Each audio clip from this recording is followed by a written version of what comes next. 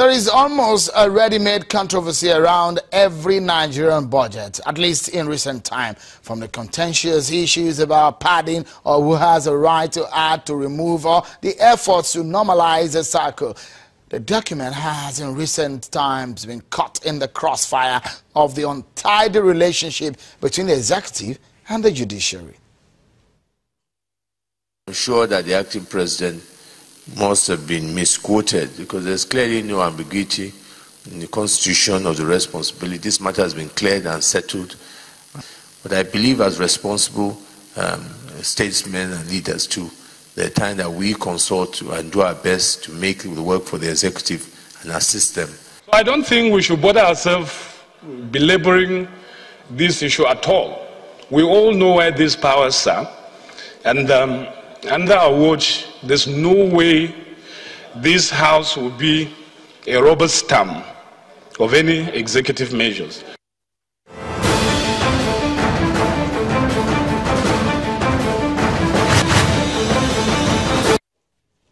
Well then, still talking about strained relationship between the National Assembly and the executive. There was a time during this year where the major debate was about what the Comptroller General of the Customs should wear.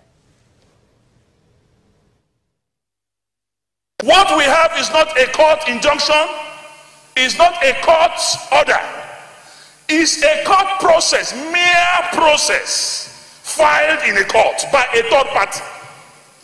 And you want us, because somebody rushed to court, to file a process, then we should abandon our constitutional responsibility, then to carry out, to stop what we are doing.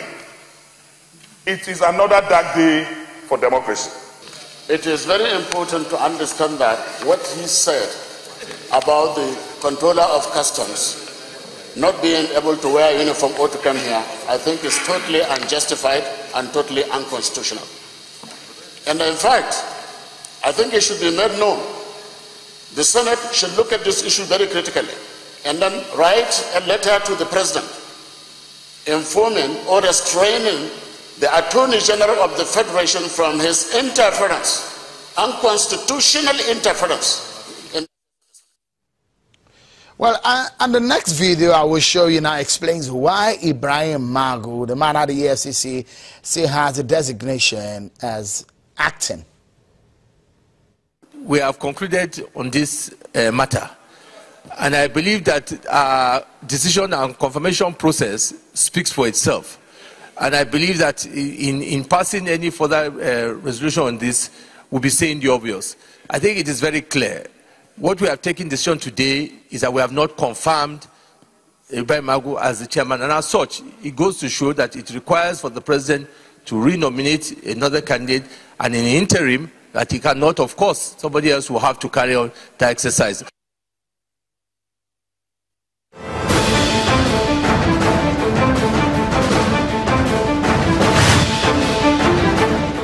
In June of 2017, amid the Biafra agitation and IPOB gaining popularity, Arawa Group issued a quit notice to Igbos living in that region. Their threats sparked outrage and reactions, which was later quelled.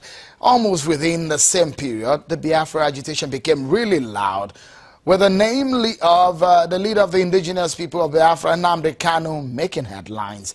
The tension was high, then Python dance. When you go to a place, somebody shows army uniform. Somebody say he has Biafra intelligence agency. Somebody tell you he has Biafran army. Do you need to bring police? You don't need to bring police, for God's sake. You need to roll out the army, because he has challenged the sovereignty of our nation. And that is what he is. I don't know why people are shouting all over. I'm in Abia.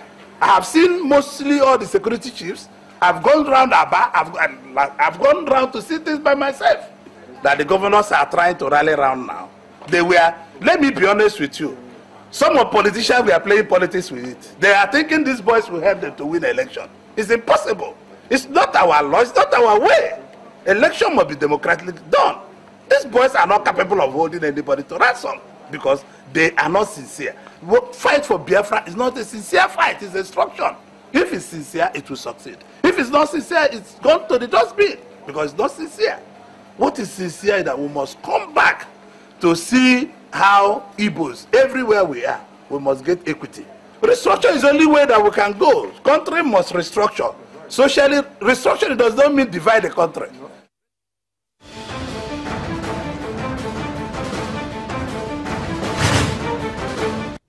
And the story of the embattled former secretary to the federal government, Mr. Babaji Lawa, is another long dramatic political episode this year. The president should have asked Babaji Lawa to step aside, or Babaji Lawa himself should have either resigned or step aside. He can even say that he resigned from Roller Vision. The fact that Roller Vision is associated with him already indicts him. When it comes to fighting corruption in the National Assembly and the judiciary and in the larger Nigerian state, the presidency uses insecticides.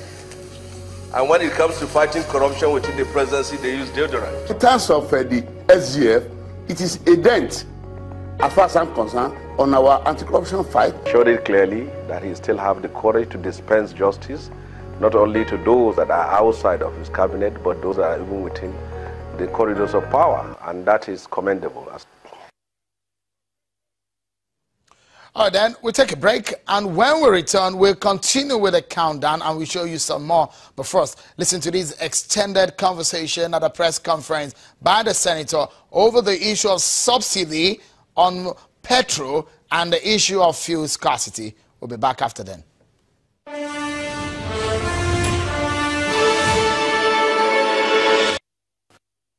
A number of our citizens have to go through very avoidable and unbearable pains of having to queue up for petrol, and some stranded on the way. The Senate President, our distinguished Senator Dr. Abubakar Bukola Saraki, felt very deeply troubled about this development, and because of that, as you will have heard over the media, he has ordered that the Senate Committee on Downstream Petroleum should suspend their recess and get back to work so that we can thoroughly go into this very unfortunate situation with a view to finding a lasting solution to it. Every aspect of Nigeria, the president should be invited. The Constitution gave him the authority to delegate his powers. He has done so. He appointed a Minister of State, and he made him the chairman of NNPC board. The Minister of State today is the chairman of NNPC board. If the president wanted, he would have made himself the chairman of the board. We were told that there is subsidy. If there is subsidy, who approves the subsidy? We are the only ones that can appropriate money. Nobody else. That is why the Senate had, you heard from the Senate, resoundingly before we went on recess, when they talked about taking $1 billion to fight insurgency. Nobody can take any money without the approval of the Senate. Forget about whatever somebody says. If you do that, you are breaching the provisions of the Constitution.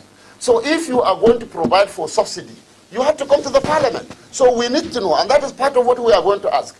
Now, if you say there is subsidy, when this price rose to 145 naira, the common belief by all Nigerians was that subsidy is gone and it is gone for the good.